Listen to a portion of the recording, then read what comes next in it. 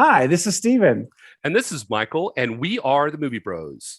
To kick off ScreamFest 2021 and to discuss the movie that started it all, Scream from 1996 is our Scream Queen, KAYLA. Welcome, KAYLA. Hello. Thank you for having me. Absolutely, KAYLA. It's our pleasure. Now, for all of you watching this, we welcome you to ScreamFest 2021, where we are going to celebrate each of the 4 Scream films and also look ahead to Scream 5, otherwise known as Scream 22, over the coming days.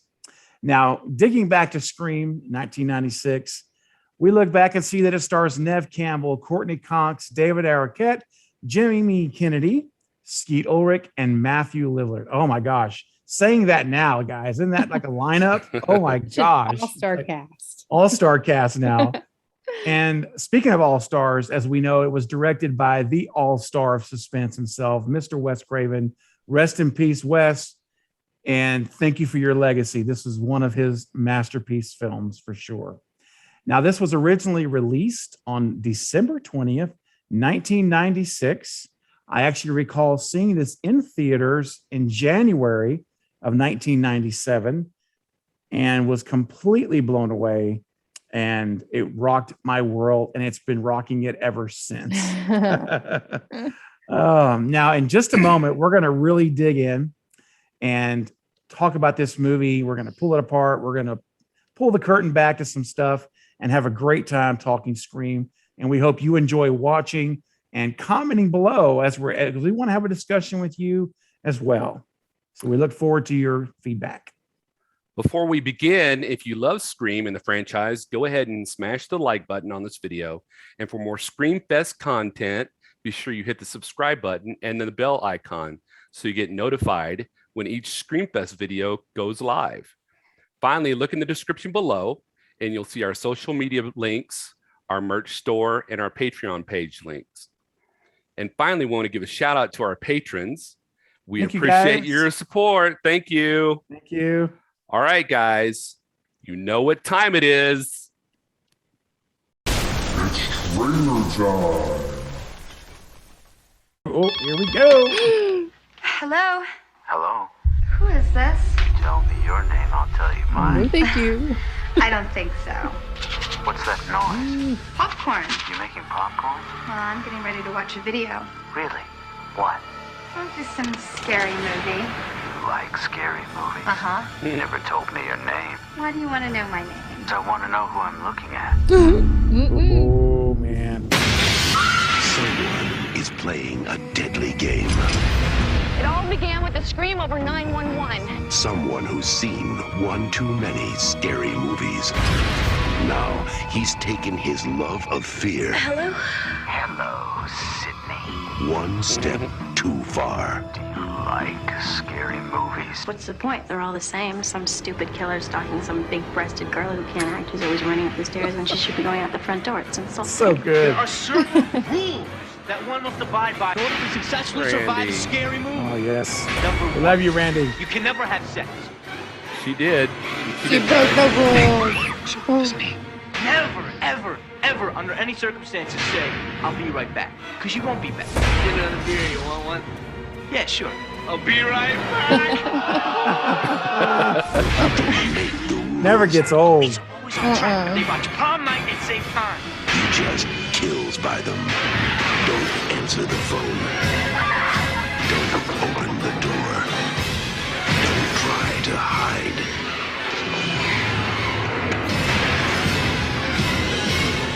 Everybody's a suspect. You're not scared, are you? Oh my gosh. No, it's silly, guys. I don't care. I have goosebumps. I don't care. I'm not ashamed to admit it. Literal goosebumps. Oh my gosh. It never gets old. It just never gets old. It seriously doesn't get old.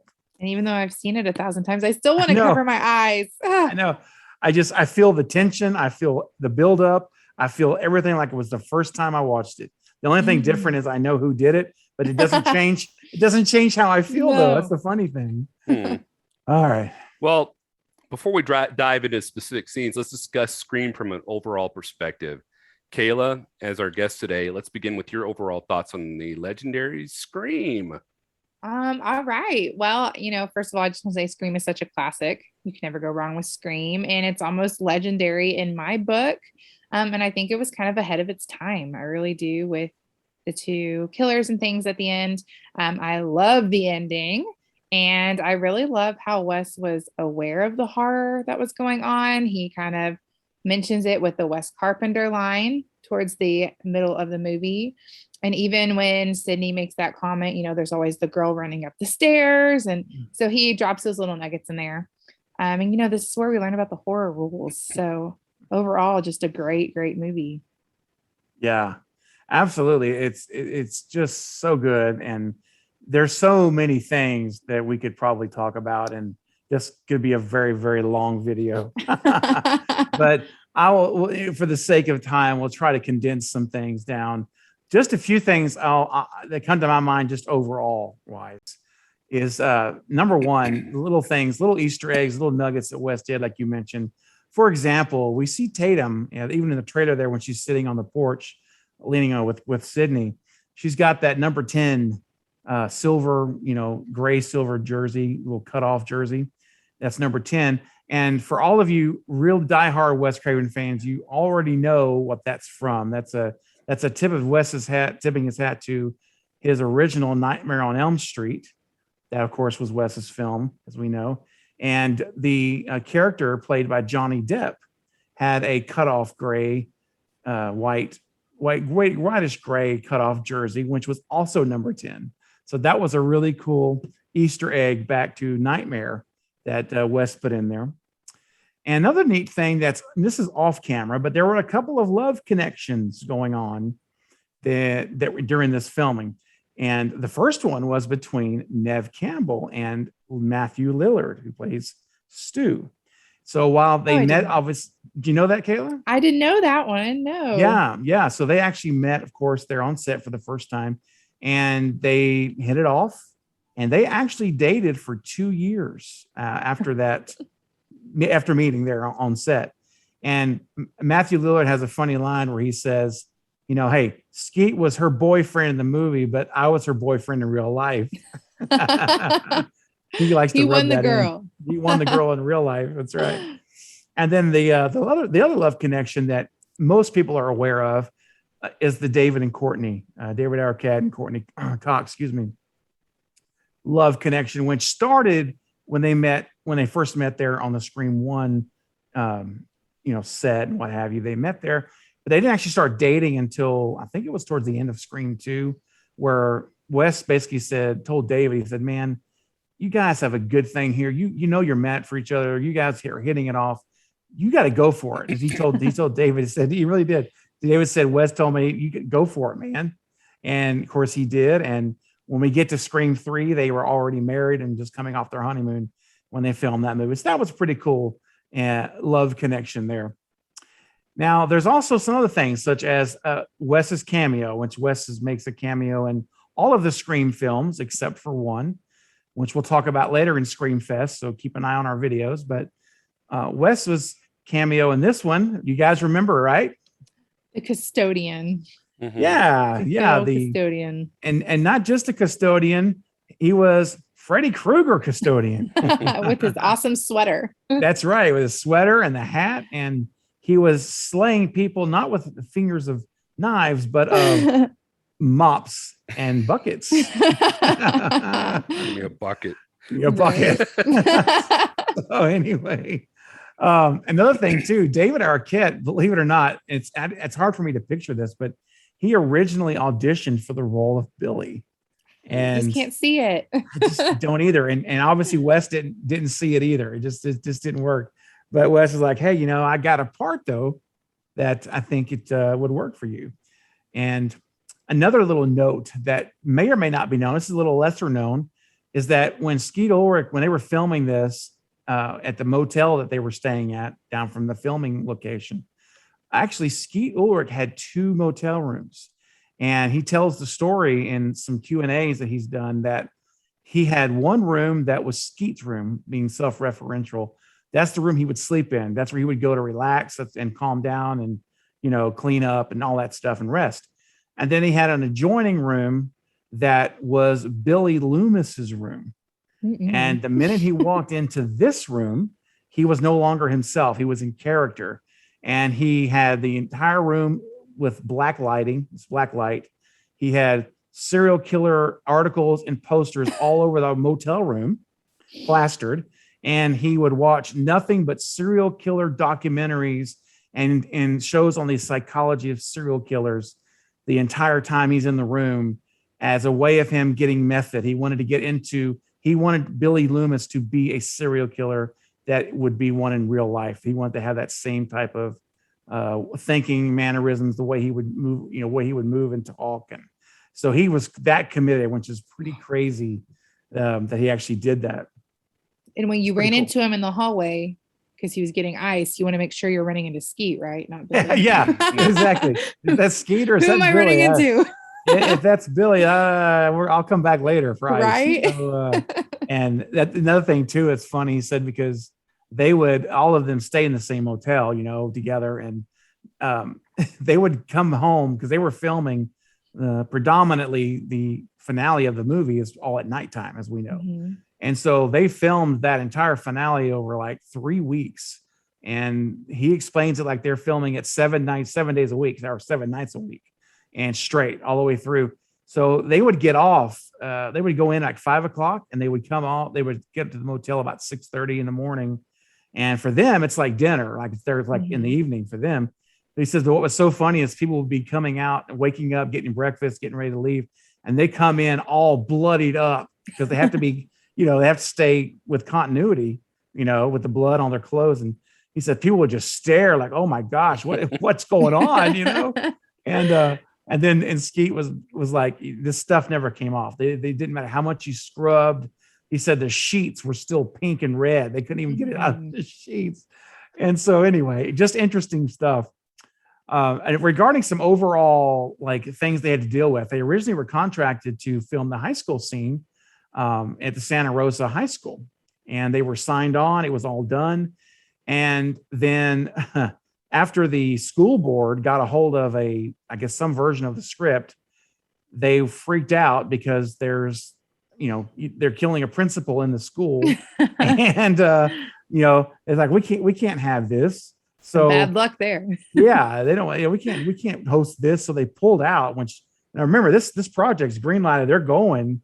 And so they had to scramble, and thankfully they were able to do that. They were able to find another location. But if you look at the end credits, they actually went to the Sonoma Community Center in Sonoma, California, is where the high school is, or in the movie. But at the very end credits, if you'll notice in Scream when it rolls, you'll see that Wes got his revenge because he has a credit line that says, "No thanks whatsoever to the Santa Rosa School City District Governing Board." It's in the credits. It's like, oh, that's what that's about. If you ever wondered. And just a couple of more, and then Mike will get to your thoughts on the overall movie, or the overall, umbrella of Scream 1. During the opening scene with Drew Barrymore, prop master J.P. Jones had forgotten to unplug the phone that she was using, the landline that she was using in the house. It's a real house, real phone. And so Drew starts dialing 911. She's screaming. She's hanging up. She calls back screaming. And Wes says, look, we're in the middle of a take. And all of a sudden the phone starts ringing. And we're like, what's going on? Why is this phone ringing? It's supposed to be unhooked. And it was the police department asking what the H is going on. And why do you keep calling us over and over again and hanging up? So, oh my God, that was crazy. And then we have a lot of Easter eggs. You guys remember the Halloween Easter eggs? We have so many. Like for example, starting with Billy's last name. You remember Billy's last name? Billy Loomis. Yeah. The same last name of Michael Myers, psychiatrist. Remember the great Donald Pleasance? Yes. That was Dr. Loomis. And so we have one nod there. And then of course we have Halloween playing at the end of the movie, actually in the movie itself, which is cool. But also the McKenzies. Do you remember when Casey Becker's father tells his wife to go down to the McKenzies and call the police? Remember that? Mm-hmm. Well, do you remember what Laurie Strode, Jamie Lee Curtis, tells the kids she's babysitting when she sees Michael Myers across the street? She says, "Go down street to the McKenzie's house." And so Yes. that's a pretty cool little parallel. Again, just a little Easter egg. And then one last thing, and then we'll move on, is that many of Matthew Lillard's lines were ad-libbed in the film, and Wes gave him the freedom. And Matthew Lillard talks about this a lot, that Wes gave him the freedom to take chances and to get into that character and go for it, basically. And so some of the famous lines that were ad-libbed that we all know very well. One of them is, "You hit me with the phone," right? And then the other one is whenever Sydney's on the phone, she's like, he asked her, "Did you really call the police?" And she says, "You bet I did." And he says, "My mom and dad are going to be so mad at me." It's like that was ad-lib too. That was not scripted. And Wes loved it. He kept it in. He didn't want him to redo it. So those are just some of my overview thoughts before we get into the actual scenes. Michael, how about you, man? Well, I think you missed one Easter egg for I probably missed a lot. Probably when Billy climbed into Sydney's room and it started playing "Don't Fear the Reaper." That was a nod back to Laurie Strode was going to babysit, and in the car it's playing "Don't Fear the Reaper" also. That's true. It was. That's a good one. I did forget that. Yeah, you're right. Sure is. Yeah, good one. That's a good catch. The Scream was originally titled Scary Movie. But as we know, it was named Scream, and then they made a comedy called Scary Movie. Oh yeah. So, yep. Somebody else snagged that title. After it was put up.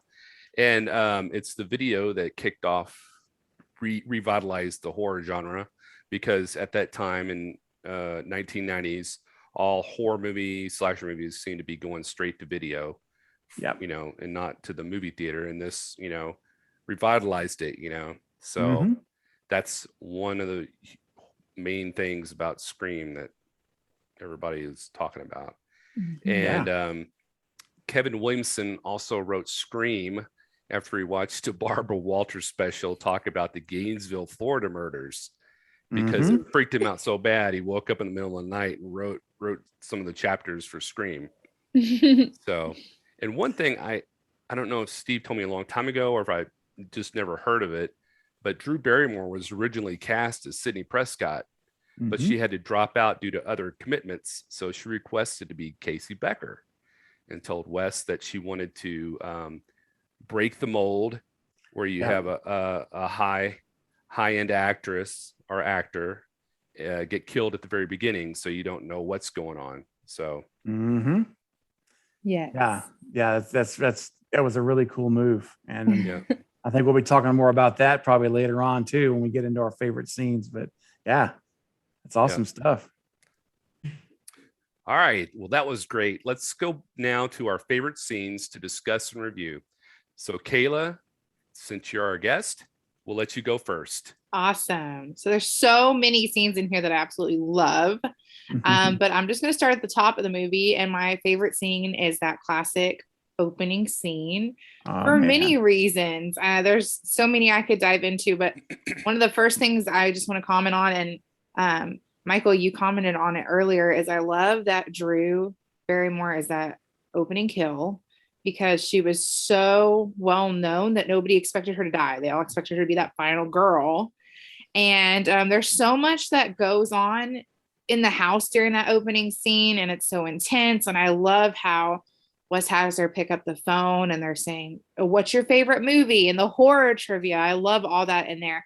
But my favorite part is towards the end of the kill, where they've damaged her throat and they're pulling her across the yard, and her parents are coming in from their date or dinner, wherever they were, and she can see them and they're right there. And you're just like wanting to scream at the TV, like, if you could just turn around, she's right there. And they can hear her, but they have no idea where she is. And it just gets me. It's like, And it So wasn't- close. She wasn't even behind them. She was Yes. like beside them. On the And side if almost. they would have turned their head just a fraction of an inch to the side, they would have seen her. Absolutely. It's like, man, why?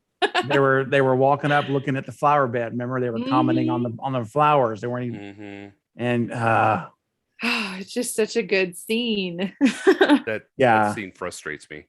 it's well, especially with that was part when Wes puts that stuff in there, you're like, it is frustrating, isn't it? Because you're just like, oh, come on, it's so close, but so far away, and when her parents are walking in the door and she's coming around the side and she can't talk because she just got choked. Yes. And it's like, oh no, but I'll tell you something. It is epic, Kayla. I'm glad you started there, and we can park here for a minute because this is probably I would have to say, arguably, this is probably the most famous or talked about scene of any Scream film is the Scream original opening. I mean, this is. I've heard people compare this to the likes of Psycho, Hitchcock with the shower scene. I mean, this is like raised at that level, like legendary horror scenes. One of the best openings, arguably, of any horror movie that I've ever seen. And it's just done so epically and it's such a big scale. And there's so many little things that you don't know and you don't pick up on necessarily when you watch it the first time.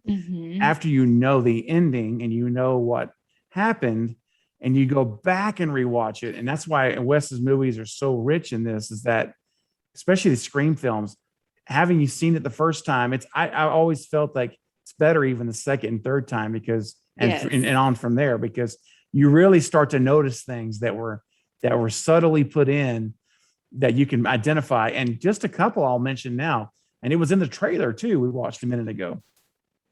Whenever the camera pans down on the outside of Casey's house and it pans down and there's the tree swing. I don't know if you noticed or not, but the swing is moving. Yes. In there. It's not still. It's actually moving right back and forth like someone had just sat down and gotten up. And subtle thing like that. And then the other thing is, if you really start to think about that opening scene, you start to realize that knowing that there are two killers now, as we look back on it, you realize that they are both on site, that Billy and Stu are both present for this killing, because you have one on the phone and then and the person on the phone is not the one killing Steve and dragging and setting his body up. There's no one, because his voice is never outwinded. It's very steady the whole time. Yes. So clearly, I think personally, I'll see what you guys think. My opinion is that Billy is we know Billy's the mastermind of the duo. So in my mind, Billy's on the phone, and I think that Stu is carrying out the killing of Steve. And then at the end with Casey, who knows? And there's a famous line there when they're on the phone, when she's on the phone, and it's one of my favorite lines, is when he says, last question. Do you remember what the question was? It was, which door am I at? Yes. And I love that because as a viewer, you're like, oh my gosh. Yes, you know what I mean? Like, what? No, what do I do? And then now, knowing that both of them were there, it didn't matter. They were at both doors, you see? Yeah. So if it didn't matter which door she picked, she was going to die. It was just, there was no way out of it. And I 100% think you're correct. I think it was Stu doing the grunt work the whole time. Not to mention, that's his ex-girlfriend. So, I mean, he dumped him. I think he's getting his twisted revenge by getting to the grunt work, but he's not out of breath. And I think you're right. I think Billy was the mastermind, but Stu kind of had to do the dirty work there. Yeah. So yes. Yeah, definitely so. And then also, if you think about it, at when you see Casey's body at the end, when she's hung up from the tree, there's no way one person could do that in that amount of time. That had to be two people. So, I'm sure whoever was chasing her down or whatever, the other one was probably already getting things ready to go. So when their parents were in the house and they drag her over there, they got two of them doing that. It's the only way that works. But it does work when if you have two people present, that you make sense that happens. So it was just an interesting thing to think about. I never really thought much about it. And then when you really stop to think, wait a second, they are both there. They were both present for that. And the other thing from that opening scene, I talked about which door am I at? The other line there's two other lines I love from that movie, that scene. The other one first one is when she talked about Nightmare on Elm Street. And he's like, isn't that the guy with knife for fingers? You said, yeah. He said, yeah, that was scary. And he says, yeah, the first one was, but the rest all sucked. Which is awesome because Wes Craven directed the first one. They wrote and directed the first one and didn't direct the others. And so that was actually kind of a really cool line. Which is another little Wes nugget that I love. He does that kind of stuff and I love it. Yes, he does a lot of times. And then finally, the last line I'll mention from that scene that I love is when whenever he says, she says, what did you say? He said, I want to know. No, sorry, back up. He said, you never told me your name. And she says, why do you want to know my name? He says, because I want to know who I'm looking at. And it's like, oh, crud. And it's like, drop the mic. That was a drop the mic moment. Yes. When I saw that for the first time, like, oh, no, this is about to get real now. He's outside. This guy's literally there outside. He's not just on the phone. Well, and as a viewer from like H-Town, we lock our doors here, but so when I'm seeing it, all her doors are unlocked, I'm like, girl, you are crazy. Oh, but yeah. I know in some places they don't lock their doors because it's a small town like they were in. Yep. And they were out in the middle of nowhere in the vineyards, way out in the country in the vineyards out there. So yeah, no reason to lock your doors out there. Everything's small town. But yeah, it's definitely. I'm like, some people are like, "Wow, I'm a girl. Why aren't your doors locked?" I'm like, "That's right." Well, depending where you live, that could be very normal. It's not that unnormal. They clearly haven't seen enough horror movies either. I'd still be locking my doors. Oh, I know. Me too. Hey, Mike, while we're talking about the opening scene, Mike, it was such an epic scene. What are your thoughts on it, man? Do you have any comments you wanted to make about any additional comments about the opening scene? No, we talked about how, her throat was messed up and she was trying to get out. Yeah. And, she did the right thing by pulling out the butcher knife, but somehow it got lost. So she wasn't able to do anything with it. And it's just, it's really, really disheartening that she dies. But I mean, it's like the major thing that happens in Scream, Yep. And it creates the momentum and the whole motion for the video or movie. So yeah, it set the tone, right? It did. Yeah. And as we've all said, it raised the bar of expectations, because when you kill Drew Barrymore, you're like, what? No one's safe. What's going to happen now? Yeah. And it just rips the rug underneath you as a viewer, especially the first time. And it did for me too. Like, I remember seeing when I saw it in the theater, it was like, what? Whoa, what just happened? Really? Oh, this is good. This movie's different. This is not a cookie cutter movie here, And of course, as it went on, it was very evident that was the case as it continued. But Kayla, what else? What other scenes that you had to talk about? Well, y'all know so many. Y'all know I'm a huge Riverdale fan. For anybody who has not seen Riverdale, it's on the CW. It's amazing. Who done it? Mystery. And Skeet Ulrich plays in Riverdale as Jughead's father. And I love it because it's an Easter egg. They mirror a scene that is done in Scream, and it is one of two window scenes. So it's the second window scene. There's a killer in the house. Sydney's running from the killer, goes up to her bedroom, and it's the one where Billy pops in her window right after Ghostface has been in the house. And you're thinking that's your first kind of red flag that he might be Ghostface, Yeah. And they mirror that in the TV series, which I thought was really cool.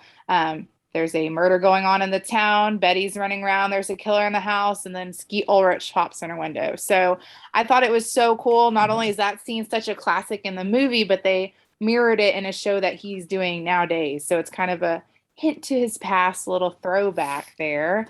Yeah, that's that true. scene, that Good. scene too, and at that point you don't know there's two killers.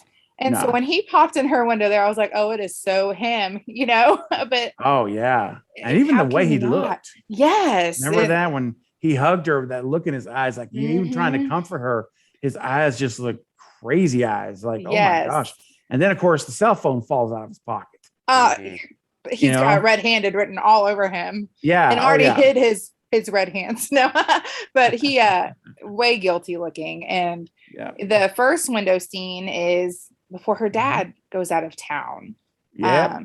I don't know if you want to elaborate a little bit more on that. Yeah, I do. Yeah, I remember that scene very well. It's actually just after Casey Becker's killed.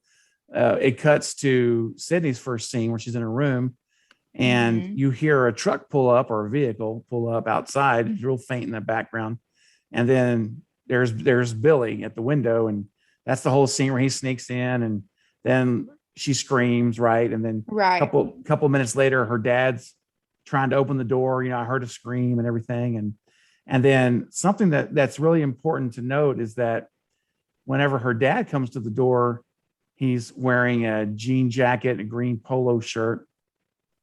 And he tells her, I'm going to hit the sack.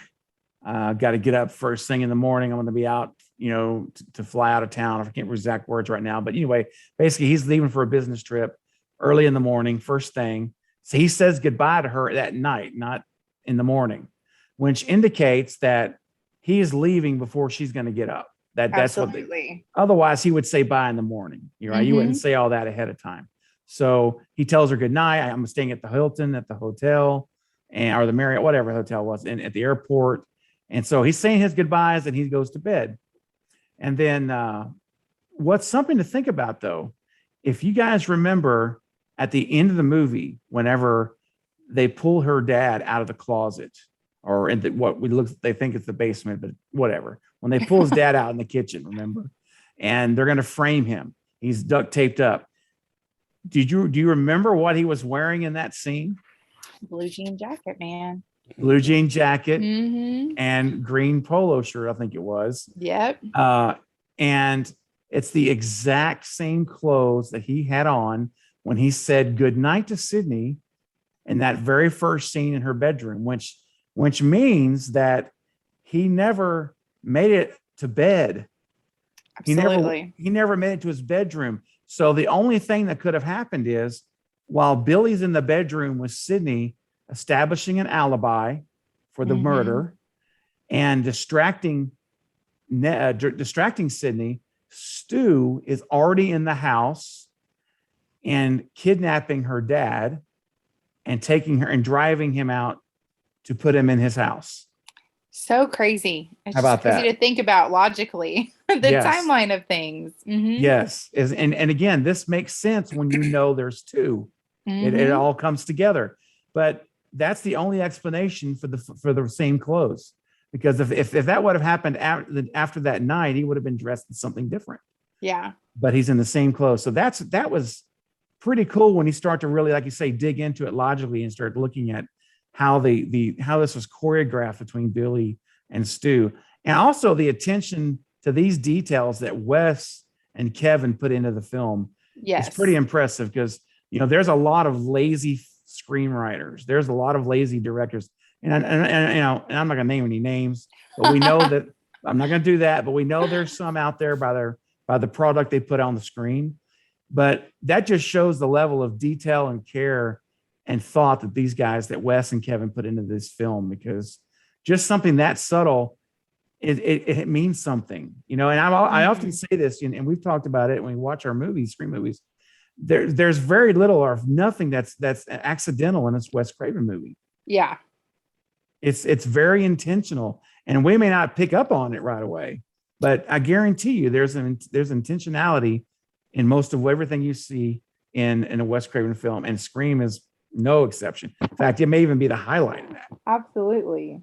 Well, Yeah. and I don't love that they kidnapped him, but the fact they took him that night, Nobody's thinking to look for him because he's going out of town. So Right. it's logically you probably wouldn't hear from him for a couple days, So And the way certainly, no, that's right. So I was gonna say, and Sydney Yeah. wouldn't be looking for him because no. She woke up expecting him to be gone. Yeah. So it was brilliantly done. Agreed. Absolutely.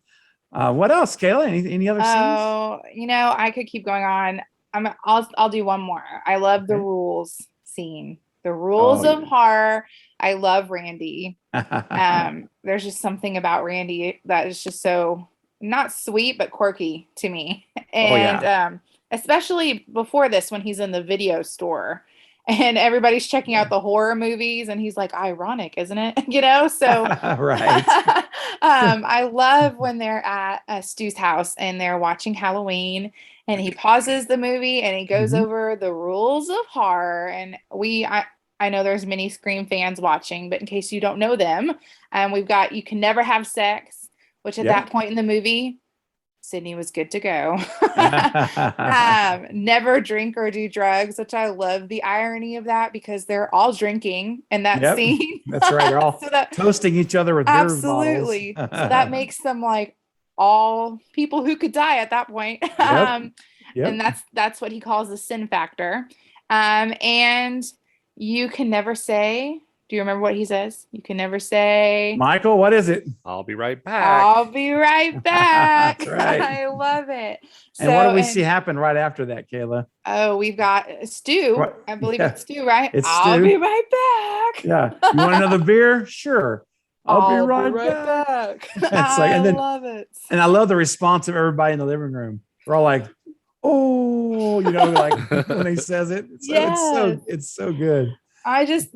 Randy, just in general, all that, and kind of going off that even more, a couple scenes later when he is sitting on the couch and Ghostface is behind him, but he's talking to Jamie Lee Curtis in Halloween. I love that, where he's like, turn around, he's behind you, and Ghostface is right behind him, and you're like, Randy, turn around. Yes. So just a great scene there too. Yeah, just a couple of things I'll add to that got me thought of is on that scene where he's on the couch and he's talking to Jamie Lee Curtis. What's so cool about that line is that Randy, the actor that plays Randy, is Jamie Kennedy. And so that's his real name. So when he's sitting there on the couch and he's talking to Jamie, he's like, and he's saying it very emphatically, Jamie, behind you. Jamie, turn around. Jamie, behind you. And so it's like, he's talking to himself as well as Jamie on the screen. Yes. And that's just one of those little West nuggets. He did that intentionally. Yeah.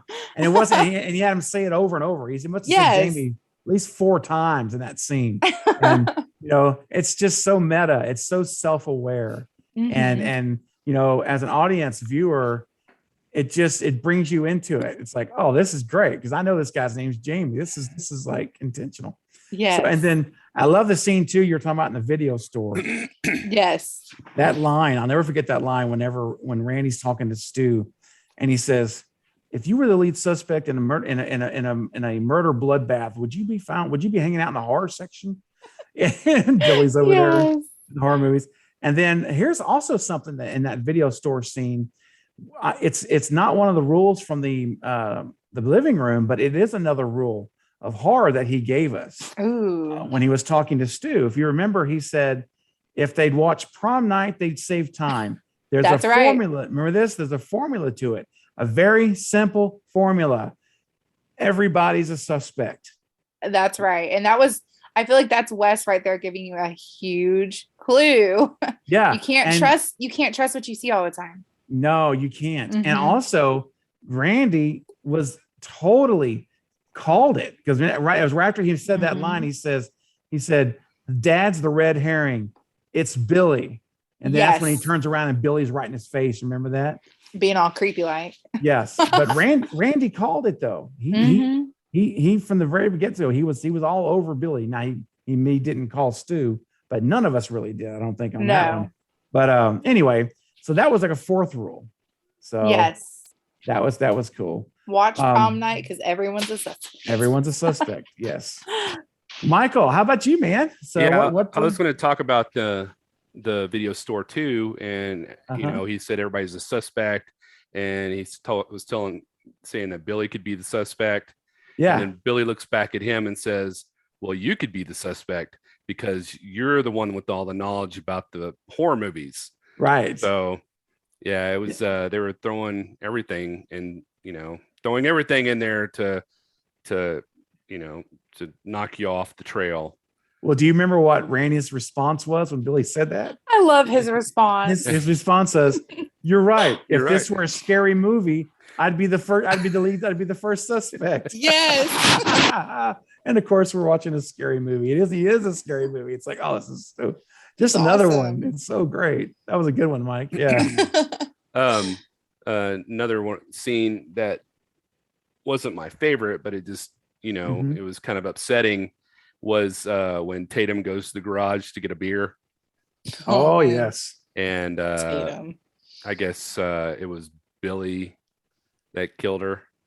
Yep, that would have been Billy. Yes. It was a shame because Stu was dating her at the time, and he must have given the okay to offer.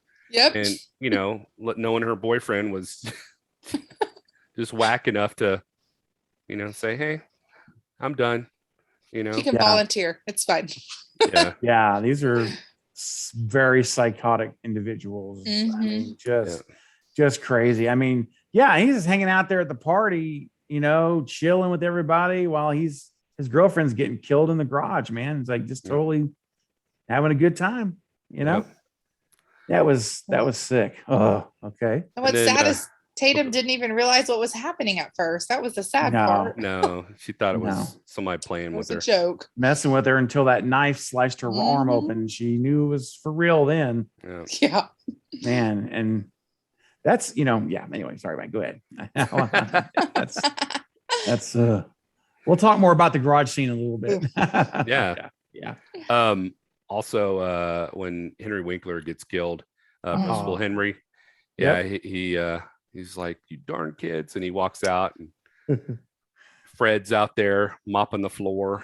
Yes. Yeah. Who is, Wes Craven in disguise. That's right. But Henry Winkler, I thought, did a exceptional job at first of acting psychotic to the point where you thought he might be a suspect. Yes. Until he got killed. That's right. So, yeah, man, he turned the switch from being the nice guy at the beginning to really like, oh man, with those two kids, there was another side to him that definitely threw some shade on him. And at the party when everybody's there, the reason everybody left was because Henry Winkler was strung up at the football field and everybody was going to see what was going on.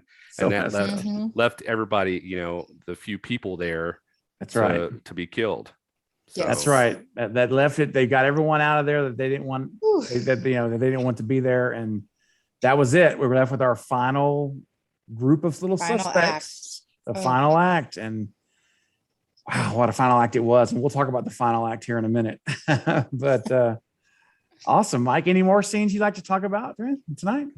No, it's just, he had so many things that would throw you off, like, Billy gets put in jail and then somebody calls Sydney, who's, throws it off. And then you think it could be Billy again. But then all of a sudden he's in there with Sydney and he gets stabbed and you think he's dead, and she's running away from this ghostface guy. And all of a sudden he comes down the stairs, all bloodied up. So it's just so many things going on where you don't know what's going on and who's guilty and who's not. So no, not at all. And in fact, I'm going to talk about that scene in a minute. And to your point though, even whenever at the end there, when it's Randy and Stu outside accusing each other, I'm like, oh my gosh! When I saw that for the first time, I'm like, who do you believe? What do you do? Because they're like, no, it's him. No, it's him. It's him. And then you're like shoving each other and like, I'm like, oh my gosh, the intensity level it was boiling at that point. It was boiling over. They manipulate the audience so much that you start to not know what to believe. Yeah, you don't. And you're questioning your judgment. Absolutely. And that actually leads me to one of my favorite scenes I want to talk about. And Mike, you just touched on it, but I want to elaborate a little more. It was the stabbing of Billy Loomis, because that rocked my entire world in that movie when the first time I saw it, because I was determined. I said, "Oh, it's Billy. It's got to be Billy." I'm like, I know it can be some of these other people, but I just sure it's him. And then when he turns around, when he asks Sydney, "What do I have to do to prove to you I'm not a killer?" And then she's like, "Oh my gosh, look out!" And then she turns around and he gets stabbed, and I'm like, "Oh, my mind officially, my head blew up." I said, "Okay, I don't know who it is." At that moment, that I said, now maybe it's the dad. I started going to all my other possibilities, but that was one of my favorite scenes, with the stabbing of Billy Loomis, because it was so misdirect. It was a misdirection to perfection. Yes. Perfection. And I know they did it again in Scream 3 with Roman in the coffin in the basement of the mansion, but nothing was as impactful as that Billy Loomis fake out, because it was so believable and so unexpected. It's well, like you said, the whole movie, all the signs are pointing to him. It's him. Yeah. And then when he gets stabbed, like you said, all of it goes out the window. You're like, what is happening? And to be done in a time where you didn't have two killers typically. Yeah. And then that scene too, Kayla, where they just finished up and they're in the bedroom, and Sydney starts to get the motors running. And she's like, "I was just thinking, who'd you call when you went in jail? Remember that?" And she's almost like putting two and two together. Like, I thought it'd be real clever if you were to call me on your only phone call. Yes. And what is it? Remember that look? I'm not going to do the look because I'm not Spielberg, but Billy gave that really intense psycho look. He's like, yes. He says, "Really? You remember that look?" And it was like, "Oh, crud. It is him. It is him." And then he gets stabbed. It was just perfect. And then I have to say, for my last of my final scenes, I'm just going to add a couple more, because again, this could be such a longer conversation, but we got to end it at some point. We got to wrap it up. So the entire final act, which is known as scene 118. This is what I was talking about. The entire stew house scenes, all of those took place over a 3-week period, 7 days a week at nights, every night. And it was such a long scene. It was all scene 118. They had t-shirts made up that all the cast and crew got that says, and if you guys look down below here, you're going to see a picture of it. It's a crew member wearing one. It says, "I survived scene 118. And they all got that gift because it was so brutal. It was grinding, nights. But they made it. But I have to say this. We already talked about the couch scene. I'm not going to talk about that again. But here's one that I love. And it reminds me of the Scream 2 scene with Sydney and Haley in the police car. It's when Sydney's in the police vehicle. And Ghostface is running after her, and she's like rolling up the manual window, and then she hits the locks, remember? Yes. And then he goes to start the engine, and what does he do? He taps it with his knife, and he's like dangles the keys. And your heart just you're like, oh, because he's just taunting her. And that's the thing about Ghostface. He just taunts everyone. It's like psychological. It's not only physical stabbings, but there's a psychological component to these killings. It's the cat and mouse that's going on. And even the fact he had convinced her that he wasn't the killer and died. Oh yeah, after what I mean? Like, right, yes. Yeah, that's right. Yeah. It's all psychological. Talking about being totally. That's a whole nother just messed up. It really is. But that scene in the car though, when he's opening up each lock. And then he just disappears, remember? And he's like going out of sight, and he's opening up the back window. And that was a great scene. And then my last scene I want to talk about super quick is the ending. It's the reveal of two killers. I had never seen it done. Not saying it's never been done, but I'm going to say I've never seen it done before. And I said, "Oh, it's Billy." Okay, Billy's the guy. He's sitting there, he shoots Randy. And then she goes to run to the kitchen, and there's Stu standing there with a voice changer. And I was like, oh, and I almost get goosebumps now, even just saying it, remembering how it felt to see there's two of them. What? There's two. And it was brilliant, just amazingly brilliant writing and direction. And man, it's going to be hard pressed to find a movie of this quality masterpiece level again in horror for a very long time, and especially in the slasher genre, especially. Well, Just brilliant. It totally raised the bar. I feel like it's It a did. whole different stage. It is. It's a whole nother level. We're going to the next level. Yes. And man, and hopefully Scream 5. We're not going to talk about Scream 5 in this video. We will later in Scream Fest, but fingers crossed. For holding our fingers and toes crossed, but we shall see.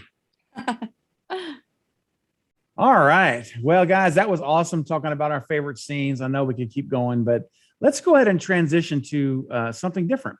Let's talk about what would be your favorite kill in the movie, or what death impacted you the most in Scream. Kayla, why don't you start us off with what you would say your favorite kill is, or what most affected you? Well, as morbid as it sounds, I had a hard time choosing because not a lot of them impacted me, because my favorite characters, they moved on. Nice. But I think one that kind of like hit me in the feels was the Principal Hembry death, just because he loved those kids so much. Like I He just, did. Too much, right? Maybe a little too much on the chin there in the face, but yeah, he definitely I was cared. like, that poor guy. And like you had mentioned earlier, you love him, and then he has kind of like that psychotic breakdown, and he's looking at the mask in the mirror, and you're like, could it be him? And then he goes out and sees Fred, and then he's gone. So Yeah. but I felt kind of bad for him, because I think at the end of the day, he did have the kids' best interest at heart, Yeah. And it wasn't really a kill, but kind of fun fact, and you can help me elaborate just a little bit, because I can't remember all the details, but I know we've talked about when Sydney stabbed Billy with that umbrella. Do you remember? I do. Yes. And I don't know if you want to elaborate a little bit more on that, but the fun facts behind that just get me every time I see it. Absolutely. So that, good. I'm glad you brought that up. So the scene where she comes out of the closet at the very end when they're looking for her in the house, and she has the umbrella, and she stabs him 2 times. So so the first time she gets him, and he goes up against that little wall panel, right? And then the second time she stabs him in the chest, and he has this horrific, painful look on his face, and he screams out loud, really loud, as he starts to fall forward. I'm like, dude, that was, and in fact, when I first saw it, I'm like, man, that umbrella must be pretty strong. Well, here's the thing. What we found out later is that when Skeet Ulrich was younger, he had a heart surgery, and he has some scar tissue on his chest. And when she stabbed him, it was an accident. The tip of that umbrella went full force right into his scar tissue. And that scream of pain was not acting. That was actual spontaneous scream from when she got him. And Wes was like, it was so good, we're leaving it in the movie. So we're using your pain. We're actually going to use your pain. We're not going to reshoot it. So when you watch that now, if you didn't already know that, when you see the movie again, when you see that scream, and it's pretty intense, that's legit scream. That's real pain for Skeet, poor guy. Yes. And my last one, I guess I said my last one was my last one, but final thoughts is not really a kill, but it's when Courtney Cox comes into the kitchen with the gun, and you're like, oh, she's going to get Billy and Stu. She's going to get him. You have hope. And that's when he looks at her and goes, the safety's on. And you're like, no, like you could have made the kill, but he's sitting there trying to pull that trigger. And he says, what do you remember the line? He says, I know something you don't. That's right. Safety's on. Yeah, works better with the safety off. Yeah. Like, oh, and you're just like, why? You had one job. Come on. I know. That's right. Well, I think with mine, I would say the one that impacted me the most, I won't call it a favorite either, because it just was gut wrenching. It has to be Casey Becker. It's got to be Drew Barrymore for me. It was the opening kill, and it was because not only was it, I mentioned this a little bit earlier, not only was it a physical, horribly painful physical death, but it was also mentally and psychologically tormenting her. The whole phone calls and and it's one thing for someone to catch you by surprise and stab you. It's a whole nother thing when they're taunting you and they're there, and it's the anticipation, the fear, the anxiety of knowing they're there, and not even that, but her boyfriend.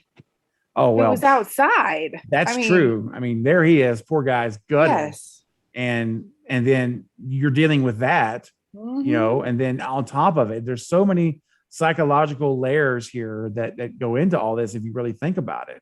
And so for me, it was her, and it was just the horrific way that it was, all the factors we talked about earlier. I won't repeat all of it again, and then her final end of being just gutted and hung with just brutal. It was sheer brutality. And so it was vicious, just pure viciousness. And my gosh, what an opening scene. It's like, oh my word. That's that opening scene was the kind you would expect a movie to end with. Most movies, that's like their climactic finale. And no, not with Scream. That's how we're going to start the movie. And that's how you know it's going to be a high level movie. I feel right there. Like, how do you top that? And Wes is like, watch me go. Just watch scene 118. And I got to tell you, I don't feel like the ending was. And I'm jumping ahead here. I know a little bit, but I don't think the ending was less anticlimactic than the opening. I think it was just as in other words, it wasn't a step down. It felt just as intense. Yes, I agree. Just brilliant stuff. Michael, man, what about you now? What death affected you the most, man? Well, besides Casey Becker, like you just said, it was Tatum, because basically, her boyfriend signed her death warrant, and she's trying to get out, and she's trying to get out through this dog door, through the garage door, and can I just say, I was impressed she fit through the door. If that had been me, that would not have been an option. Well, I think I overheard, or Steve might have told me, that she was so skinny that she kept falling out of the door, and they had to actually take her shirt and tack it to the door to keep her from falling out.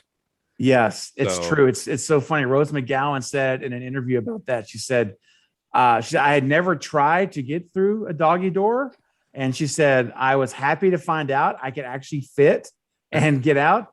But he said the problem was when they would raise the door, I would keep falling out of it.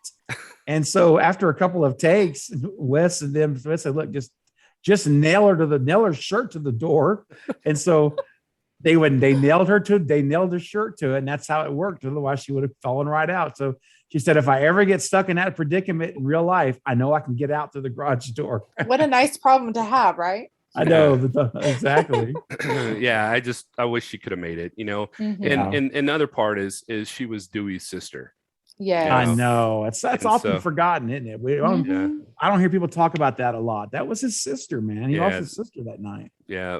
So I know they had like kind of a love-hate relationship, but I'm sure that typical. He was in love with his sister, and she loved him. Yeah. So absolutely. Yeah. So it was just senseless. There was really no reason for her to, for Billy to kill her like that, and for Stu to kill her. So, no, it's ridiculous. She got caught in the crossfire. She did. She was collateral damage, man. Well, let's go ahead and talk about our favorite characters in the movie and why you have them as your favorite. Kayla, do you want to go ahead? Oh, I would love to. My favorite character is Dewey. I love him. I love that he's a sweetheart, and I love that he is essentially just a little kid in a big kid's body. I mean, he is so cute, and there's so many lines that I could point out. One of the ones, and I'm not going to quote it exactly, but I love when Tatum's talking to him at, I think it's the high school, and he's like, Mom said you can't talk to me when I'm wearing my badge. Like, right. What? And one of my favorite scenes is when they're Tatum and Sid are grocery shopping, and he's outside the police station with the captain, and he's got a strawberry ice cream. And Wes had told him every time the captain takes a pull of his cig to take a lick of the ice cream. So they're having an adult conversation, and one of them's smoking and the other one's eating ice cream. I love that. That's so good. I was very pleased when he did not die, and I am so thankful because I know originally, Wes had written him to die originally, but it did not go over well with the test audiences. And so Wes had decided, to keep him coming out on that stretcher. And I was so thankful he hasn't died yet. I know. Fingers crossed he won't die in Scream 5. But he is absolutely my favorite, hands down. Nice. All right. Well, I'll go next. And my favorite character in the movie, which is very unusual for me because I don't really go for the psychotic people, was Stu. I love his lines, oh, live her alone, and my mom and dad are gonna kill me, and I chalk it up to, he said I chalk it up to peer pressure. She asked Sydney, says, Billy has a motive. What's yours, Stu? Yeah, and he's says, on the phone. He's like, I chalk it up to peer pressure. I'm far too sensitive. Yeah. So yeah, and a lot of people say he was very weak-willed, and that's why Billy was able to get him to do all that stuff. Yeah, manipulate him. But I just loved his character. And my other person who I really liked was Henry Winkler, because usually he plays the nice, guy, kind, which you kind of see that, but then all of a sudden you see him flip that switch too. Yes. Like when the two guys got caught with the ghostface mask, and he's in there and he's like, kicking them out of school and stuff. And then he also has that creepy vibe where he's like rubbing Sydney's face. That's right. And then he jumps out in the hall and starts screaming, and Wes Craven's out there, and what'd you call me? Yeah. So yeah, that's those are my two favorites in the movie. Hey, how about you, Steve? Yeah, man, those are great. And speaking of Henry Winkler, it just made me think about it in the principal's office. Did you ever stop to think that, looking back on it now, what a subtle, unspoken clue Wes gives us in that scene, because he has two kids standing face to face in ghost face masks. Yep. I'm like, what a little clue, what an unspoken clue that there's two killers. We've got, because it could have just been one kid in the office. It didn't have to be two, but there's two of them, both with ghost face masks on, facing each other. Yes. Isn't that cool? And like you said, nothing's an accident. No, I love it. Nothing he ever did was an accident. I actually think he did that like in a couple other Scream movies too, as what was it called? Foretelling? Foretelling, yes. Yeah. So I love that. It's so cool. So much thought put into it. So for me, I have to say my most favorite character, Mike, you and I guess we're the movie bros for a reason, right? Because I have to say Stu Macher is my favorite character of the movie. For all of the points that Mike just referenced, I won't be redundant on it. He was great. His lines were great. His ad-lib lines, his script lines. Just a little bit crazy, He's got just a little bit crazy. of the edge. Yes. Yeah. He kind of exhibits that kind of crazy personality throughout the whole movie, but it's masked in humor most of the time. Yeah, the first time I've really noticed is like when they were at the him and all the other kids were at the water fountain. Oh, yes. And somebody goes, "How can you do that?" And he goes, "Well, you take a knife and you like start at the groin and you." And I'm like, "Yes, dude, that girl just died. How can you be talking like that?" Yes, that's right. Because it was Tatum. No, Sydney asked, "How do you gut someone?" And did you notice how his demeanor changed in that scene? Yeah. He stopped laughing. He got real serious. And the look on his face got serious. And he's like, take a knife, you gut him from sternum to chest. I'm like, dude, my gosh, where'd the funny Stu go? He just disappeared for a minute. And that's when Billy looked at him, remember? And almost gave him like a warning look. Is that what he said? What I mean? Is that when he said tact? It's tact you blank blank. Yes, yes, that's exactly. And then later on, there's a scene it's right then. Stu was like, "No, I didn't kill anybody." And then Billy peeks around City and says, "Nobody says you did." I'm like, oh, okay, Exactly. So good. So I love Stu. His lines are priceless. I've become a Matthew Lillard fan for life because of Stu Macher, his character. And to this day, I love Matthew Lillard and watch everything he's in. Yes, Scooby-Doo too. I will admit it in a Scream video. Go Shaggy. All right. Oh man. And then finally, favorite characters, I'll just say my second favorite character was Sydney. Oh, I mean, I don't need to say anything about Sydney. She's a great final girl. What a great, strong character, as you alluded to earlier, Kayla. She's strong. She's a fighter. Wes made her a survivor. And what a great lead. She's just a great, and Nev Campbell, I cannot picture anybody else. They've talked about different folks that tried out. And I'm telling you, they may have been fine, but Nev Campbell is Sydney. She owns that role so well. So that would be my second. Yes. Yeah. And poor Billy didn't get any love from us. He didn't. And I will say this. Too crazy. He was. Yeah. And I will say that's not a bad thing, because Billy, and I feel like Skeet Ulrich was amazing in his performance. I will say he was. That. And he still is. Everything I've seen him in since then has been pretty good. But yes. Dewey is my number one. Yeah. Go Dewey. All right. Well, guys, let's go ahead and talk now as we start to wrap up now for our final thoughts on the Scream franchise. Kayla, anything left that we haven't said you want to talk about for the Scream movie?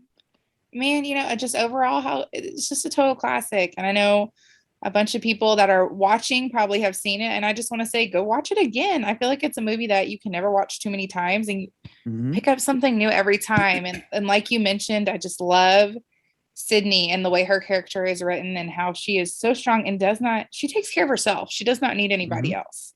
No. And I love that about her. I feel like as far as horror women go, she kind of broke all those rules, and she took care of herself, and she was going to kill the killer and be that winner. And it just has, those great characters and great kills. So even if somebody's seen it 10 times, hopefully they'll watch it again in preparation for Scream 5. So that's right.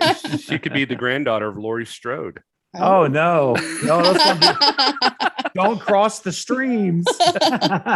We're mixing things that should not mix. We're gonna cross the lineages of the Strodes and the Prescotts here. Oh my gosh.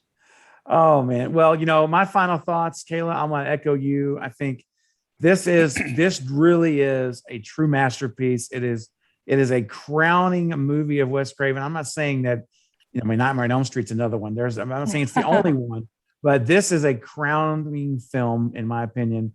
And it's my go-to. The whole franchise is my go-to. And I've seen it. I can't tell you how many times I've seen it. I've lost count I saw this in the theaters in 96, and here we are in 2021. I'm still watching it. Let's not date yourself. Okay. Yeah. If you couldn't guess already.